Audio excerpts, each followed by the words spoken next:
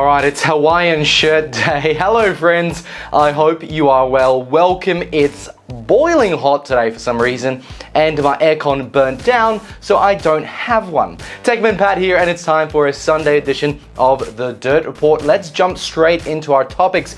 Today we are talking about the new NBN upgrades, another upgrade package, who will benefit this time, NBN Co partnering with Nokia to deliver wireless services, and another data leak has surfaced, this time from Microsoft. Thanks for jumping in. Make sure to like this video if you did, subscribe if you'd like to see more, and of course it helps and supports us.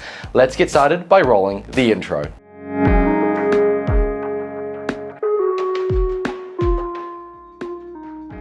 While not yet formally announced, the federal government has said it will provide 2.4 billion Australian dollars in equity investment over 4 years to NBN Co, specifically so that over 1.5 million homes can be taken from the 18th century to today, basically off copper and onto fiber by 2025. In a statement, Easy Albanese and Michelle Rowland, our communications minister, announced the figures and said the formal announcement will be part of the budget update on October 25th. This year.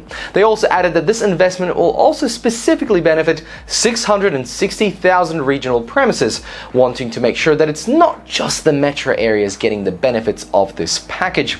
So, together with NBN Co's investment of 3.5 billion from 2 years ago, it is estimated to bring across 8 million premises to fiber. This new injection should bump that total to around 10 million at least. You may be wondering why the large disparity in numbers from obviously 8 million and 2 million. And my best guess is that those premises will be the ones which went into the too hard basket. The ones that NBN Co left to last, because these are the ones that are too difficult and expensive to build. The ones where running a fiber to the home will involve a lot of civil works to even get the node near enough to then run another cable. And it could be one home that costs nearly $50,000 to $100,000. In a statement, links below of course, Anthony Albanese said, "This is the NBN Australians voted for, and it is the NBN my government is delivering. Australians deserve the same access to affordable, reliable, high-speed internet access, regardless of whether they're logging in from the bush or the burbs." I like that. I want to bring Australians together, and we're doing that by better connecting neighborhoods and communities. I guess you could say that there has been a 10-year pause on the NBN rollout, and it's best summed up in this paragraph. The Liberals and Nationals' oversight of the NBN has been a masterclass in technological incompetence and financial mismanagement, causing Australia to trail other developed countries on broadband quality and speeds. Furthermore, NBN Co estimates that fiber to the premises connections will deliver an additional 20 billion uplift in GDP by 2030 by connecting those communities and businesses to faster and more reliable broadband services. That's been talked about for a long time, and with all the doom and gloom of a super recession, this may help Australia stave off another recession. 2 for 2, hopefully. Now lastly, Communications Minister Michelle Rowland said, "So much of what we do at home depends on reliable, high-speed internet, things like study, entertainment, working from home, and running a small family business." And I wonder if she's talking about OnlyFans. The Albanese government will deliver a better NBN which will improve speeds and reliability, including regional communities, and enhance equality of access to quality broadband infrastructure.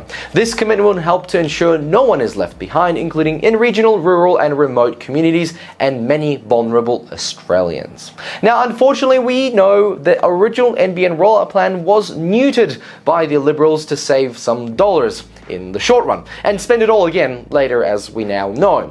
Probably they'll start blaming Labor for spending money on the NBN because, I don't know, that's what politicians do.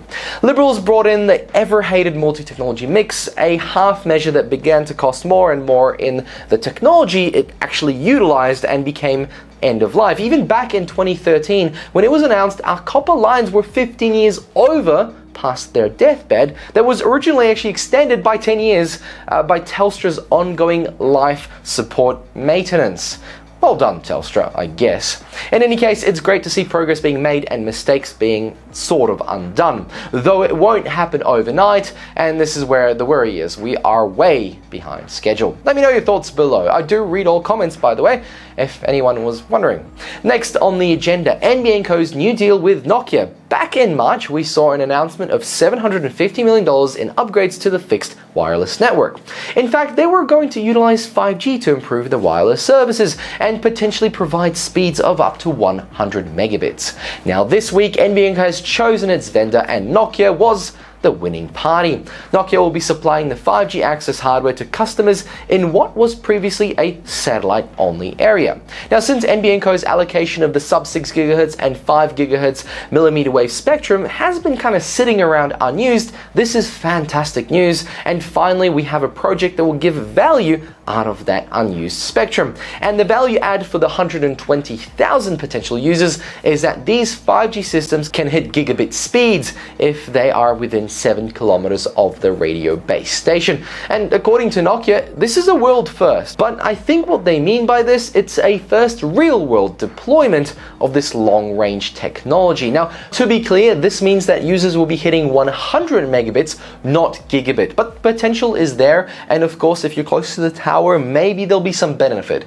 But again, if this was a satellite area, it'll be very much long range. No timeframes have been shared, but expected pretty soon, since unlike fiber, 5G requires no digging. And speaking of digging deeper holes, lastly, according to SOC Radar, sensitive data of over 65,000 entities in 111 countries leaked due to a single misconfigured data bucket at Microsoft Azure, the system that's similar to AWS Cloud.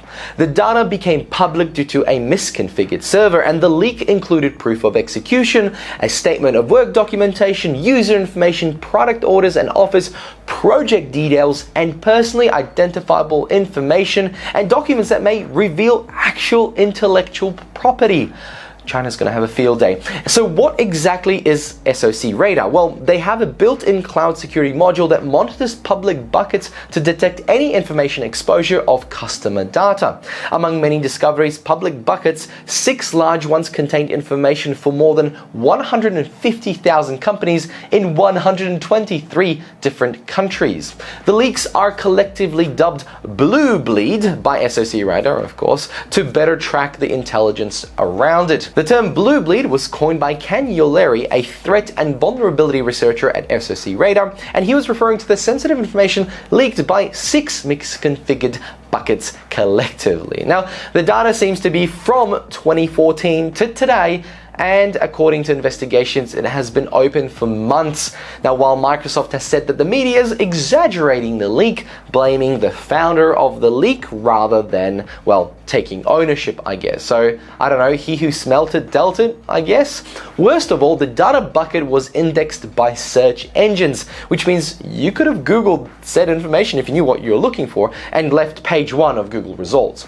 This again shows that most data leaks are process issues and human incompetence and not really bad actors. However, the result is the same, only the solution is different.